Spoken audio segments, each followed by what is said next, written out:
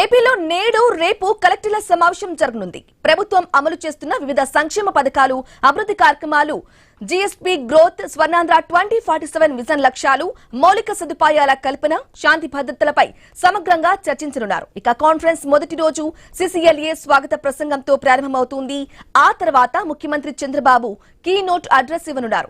10 సూత్రాల అమల్లో భాగంగా పేదరిక నిర్మూలన, నైపుణ్యాభివృద్ధి, జల భద్రత, వ్యవసాయ రంగంలో టెక్నాలజీ వంటి అంశాలపై చర్చించనున్నారు. రాష్ట్ర జీఎస్డీపీ జిల్లాల వారీగా సాధించిన లక్ష్యాలపై సమీక్షిస్తారు. డిజిటల్ గవర్నెన్స్ లో భాగంగా ఈ ఆఫీస్ ఫైళ్ల పరిష్కారం, డేటా గ్రీవెన్స్ గవర్నెన్స్, పెట్టుబడి ప్రతిపాదనల గ్రౌండింగ్ పై అధికారులకు సీఎం చంద్రబాబు దిశానిర్దేశం చేయనున్నారు. ఇక సదస్సు రెండో రోజు ప్రజారోగ్యం, సంక్షేమ పథకాలపై ప్రత్యేక సమావేశంలో కీలక చర్చ జరగనుంది. సూపర్ 6 పథకాల అమలు తీరు, మధ్యాహ్న భోజన పథకం, వేసవిలో తాగునీటి ప్రణాళికలపై ముఖ్యమంత్రి సమీక్ష చేపడతారు. భూ పరిపాలన, రెవెన్యూ, ఆర్జన శాఖల పనితీరుతో పాటు విద్యా, ఉపాధి అవకాశాల కల్పనపై చర్చలు జరగనున్నాయి. ఇక రెండో రోజు సాయంత్రం రాష్ట్రంలోని శాంతి భద్రతలపై ప్రత్యేక సెషన్ ఉంటుంది. రాష్ట్రంలోని శాంతి భద్రతల పరిస్థితిపై డీజీపీ ప్రెజెంటేషన్ ఇవ్వనున్నారు. వివిధ శాఖల ఉన్నతాధికారులు, హెచ్ఓడీలు పాల్గొనున్నారు.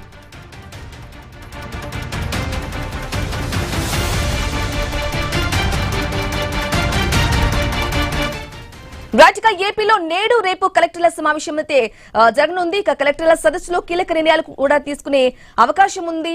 ఇదే విషయానికి సంబంధించి పూర్తి అప్డేట్ మా ప్రతినిధి కాంతి ఫోన్ ద్వారా అందిస్తారు. కాంతి.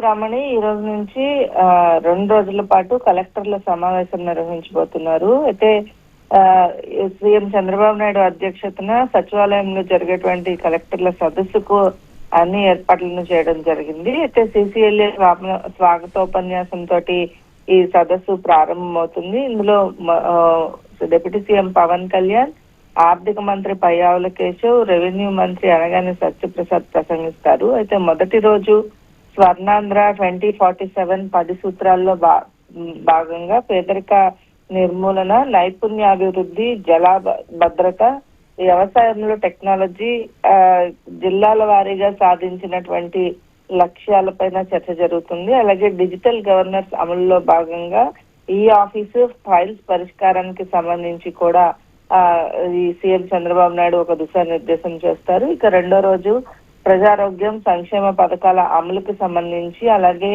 రాష్ట్రంలో నీటి ఎద్దడికి సంబంధించి ప్రస్తుతం వేసవి కాలం వస్తున్న నేపథ్యంలో నీటి ఎద్దడికి సంబంధించి కూడా ప్రత్యేకంగా చర్చించబోతున్నారు. అయితే ముఖ్యంగా రాష్ట్రాభివృద్ధిని పరుగులు పెట్టించడమే లక్ష్యంగా ఈ అధికార యంత్రాంగాన్ని సన్నద్ధం చేయడం కోసం కలెక్టర్ల కాన్ఫరెన్స్ ని నిర్వహిస్తూ ఉన్నారు. అయితే ప్రభుత్వం ఏదైతే ప్రతిష్టాత్మకంగా తీసుకున్నటువంటి స్వర్ణాంధ్ర 2047 లక్ష్యాలను చేరుకోవడంతో పాటు క్షేత్రస్థాయిలో పాలనను మరింత వేగవంతం చేసేలాగా ఈ సమావేశంలో సీఎం చంద్రబాబు నాయుడు దిశానిర్దేశం చేయబోతున్నారు. అయితే తొలి రోజు విజన్ మరియు వృద్ధి పైన చర్చతో పాటు జీఎస్డీపీ గ్రోత్ కి సంబంధించి కూడా ప్రత్యేకంగా చర్చిస్తారు. ప్రధానంగా దృష్టి సారించబోతూ ఉన్నారు. అయితే జల భద్రత మరియు వ్యవసాయ రంగంలో సాంకేతికతకు సంబంధించి కూడా సీఎం సమీక్షించబోతున్నారు. పెట్టుబడి ప్రతిపాదనలకు సంబంధించి, అలాగే గ్రౌండింగ్ కి సంబంధించి, అలాగే ఈ ఆఫీస్ ఫైళ్లకి సంబంధించి వేగవంతమైన పరిష్కారం వంటి అంశాలపైన కలెక్టర్లకు స్పష్టమైన ఆదేశాలు ఇవ్వబోతున్నారు. ఇక సూపర్ 6 పథకాల పురోగతి, అలాగే శాంతి భద్రతలకు సంబంధించి కూడా రెండవ రోజు కలెక్టర్ల సమావేశంలో దీనిపైన చర్చ జరుగుతుంది. ముఖ్యంగా ఏదైతే వేసవి సమీపిస్తున్న తరుణంలో తాగునీటి ఎద్దడి రాకుండా ముందస్తు ప్రణాళికలు సిద్ధం చేయాలని కూడా ఆదేశాలు జారీ చేయడం జరిగింది. ఇక ఏదైతే శాంతి భద్రతలకు సంబంధించి కీలకంగా సమావేశం నిర్వహిస్తారు. రెండో రోజు అంటే రేపు ఈ శాంతి భద్రతలకు సంబంధించినటువంటి సదస్సులో ఎస్పీలు, జిల్లాలకు సంబంధించినటువంటి ఎస్పీలు హాజరవుతారు.